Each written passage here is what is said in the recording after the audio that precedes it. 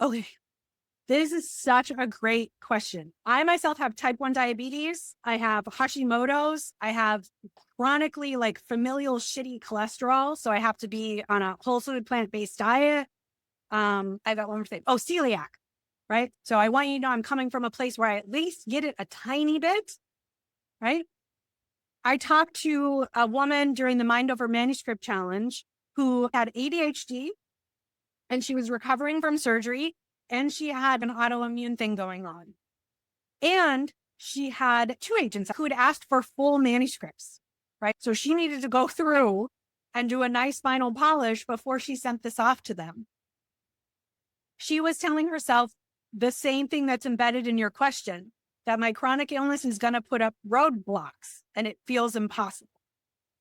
She also said, with my ADHD, my deadlines give me superpowers. It's game on when I have a deadline.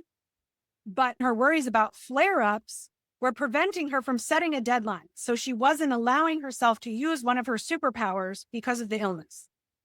Also, it was stressing her out that she couldn't get this done, which was adding to her flare ups, right? Because stress adds to flare ups.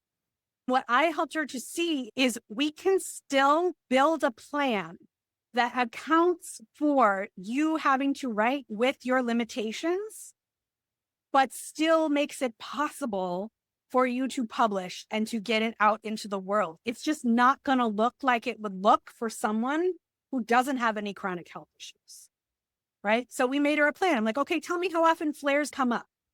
How long do they last? If you didn't have any flare ups, when do you think you could get this manuscript done by? And this was back in May. And she said, I could get it done by probably mid-July. So we just calculated the average amount of flare ups that would occur, the frequency and the duration. And we accounted for that. And we said, all right, our adjusted deadline, allowing for things that are going to happen, is going to be mid-August instead of mid-July.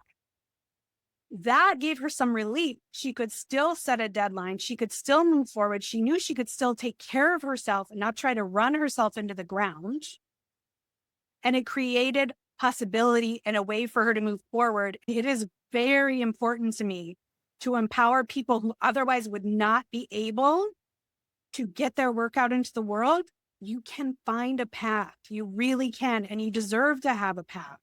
And it is I'm not going to say healing and make it sound like it's all going to go away, but it is a part of your overall health plan and your self-care to make sure your creativity gets a seat at the table and a part of your life.